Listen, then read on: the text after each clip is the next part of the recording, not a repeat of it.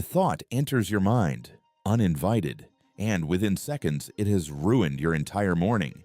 You know the one, the message you replayed 40 times, the mistake from 3 years ago that still makes your stomach drop. You did not choose that thought. So why does it feel like it owns you? Here's the strange part. Over 2,000 years ago, one man built a mental weapon designed to kill that exact thought before it could take root. And almost no one alive today knows his name. His name was Chrysippus. And when he arrived in Athens, nobody expected anything from him. He was a long-distance runner, a skinny, obscure young man from a small town on the coast of what is now Turkey. He had lost his family fortune. Some say the royal treasury seized it. He had nothing, no reputation, no money, no future. So he did what desperate men sometimes do. He walked into a school of philosophy and sat down at the back. The Stoic school was dying. Its leader, an old man named Cleanthes, was slow, plain, and struggling to defend the ideas of the founder against brilliant rival philosophers who were tearing Stoicism apart in public debate. The critics had a devastating argument. They said the Stoics were frauds. They said no one could actually control their own mind, and they were winning. The whole movement was about to collapse into a footnote, and then this quiet runner began to speak. What he said next did not just save the school. It rewired how human beings understand their own suffering, because Chrysippus asked a question no one had dared to ask clearly.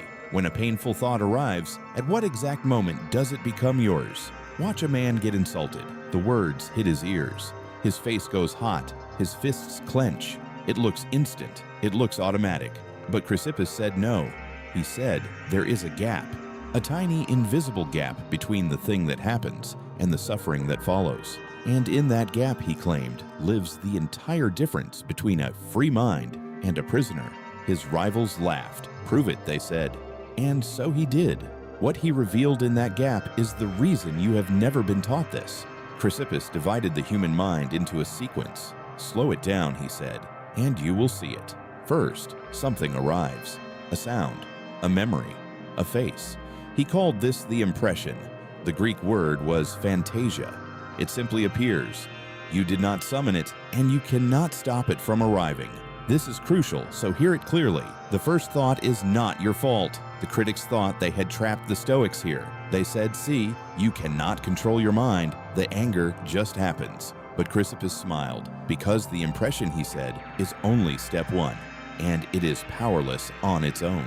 What comes next is the part everyone misses. After the impression arrives, the mind does something almost too fast to catch. It says yes, it agrees, it signs the contract. Chrysippus called this assent. The impression whispers, you are worthless. And in a fraction of a second, some part of you nods and says, yes, that is true. And the moment you nod, the thought is no longer just a visitor. It is now a resident. It has moved in. It pays no rent, and it never leaves. Here is the image he used, and it is chilling. A cylinder and a cone rolling down a hill. Push them, and they both start moving. The push comes from outside, but how they roll, whether they spin straight or wobble, that comes from their own shape. The push is the impression. The rolling is your ascent. The world pushes you, but the shape of your character decides how you roll. Now think about what that means. It means the insult did not hurt you. The layoff did not break you. The rejection did not humiliate you. Your agreement did. You looked at the raw event, and somewhere in that invisible gap, you added a verdict. This is a disaster. I am not enough. It will always be this way. And that verdict, not the event, is what you actually feel. But if the suffering comes from your ascent, then a terrifying and beautiful possibility opens up. What if you could learn to withhold it? You have lived inside this gap your entire life without knowing it was there. Think about the last time your phone buzzed and you saw a name you were dreading. In that instant, before you even opened the message, your whole body had already written the story. They are angry with me. I did something wrong. Here it comes. Your heart rate climbed, your breath got shallow, and then you opened it and it said, hey, are we still on for Thursday? Nothing had happened. The event was neutral, but you had already assented to a nightmare. You suffered a threat that did not exist. This is the human condition, and Chrysippus saw it 2,000 years before psychology had a word for it. He was building, brick by brick, what we would now call cognitive science. But here is where his critics tried to bury him one last time. They said, fine, even if there is a gap, human beings are too fast, too emotional, too flooded to catch it. By the time you notice the thought, you have already believed it. The reaction beats the reason. And honestly, in your own life, does it not feel exactly like that? The anger arrives fully formed. The dread is already total. There seems to be no gap at all, just an instant collapse into feeling. This was the objection that could have ended everything. If the gap exists but no human can enter it in time, then the whole method is useless. A beautiful theory that saves no one. Chrysippus knew this was the real fight, not whether the gap existed, but whether an ordinary person could be trained to live inside it. And his answer became the 5-step code, a sequence so practical that Stoics drilled it like soldiers drilling a sword form until entering the gap was no longer a choice they had to make, but a reflex they simply had. The first step of that code is the one that changes everything, and it is almost insultingly simple. Here is the code he taught. Step 1. Name the impression as an impression. When the thought arrives, you say silently, "This is a thought passing through me," not a fact.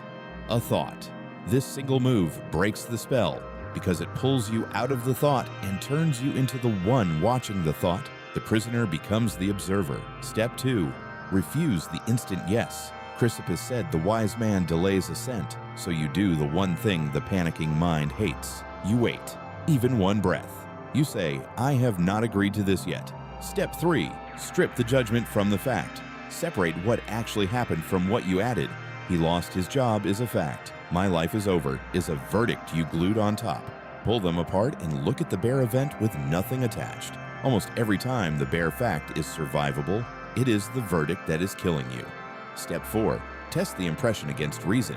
Ask it hard questions, the way Chrysippus interrogated his rivals. Is this actually true?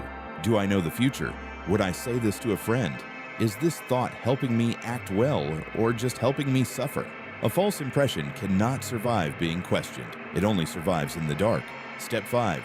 Withhold or replace your assent. Now you choose. You either refuse to sign, letting the thought roll past like the push on the cylinder, or you deliberately give your yes to a truer thought. This happened. I can handle what is in front of me. The rest is invented. That is the code. Notice what it is not. It is not positive thinking. It is not pretending the pain is not real.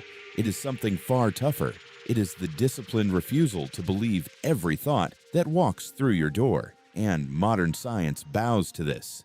This exact sequence, catch the thought, question it, replace it, is the backbone of cognitive behavioral therapy, the most tested psychological treatment on earth. We rediscovered in clinical trials what a broke runner worked out on the streets of Athens. So tonight, when the thought comes, and it will come, do this. Freeze it. Name it out loud. This is an impression. Then ask, what actually happened and what did I add? Withhold the yes for one breath longer than feels natural. That breath is the gap. That breath is your freedom. So the burning question from the start, at what moment does a painful thought become yours? The answer is the moment you agree with it. And that means you were never the helpless victim of your own mind. You were the judge who kept signing every verdict without reading it. Chrysippus wrote 700 books, saved a dying philosophy, and they said if he had never lived, Stoicism would have died with him. He gave you a gap, a single breath between the world and your suffering. The thought will always arrive. That was never in your control, but the yes was always yours. If this reached you, breathe once before you agree with your next dark thought and follow along, because the ancients still have more to teach you than the modern world ever admitted.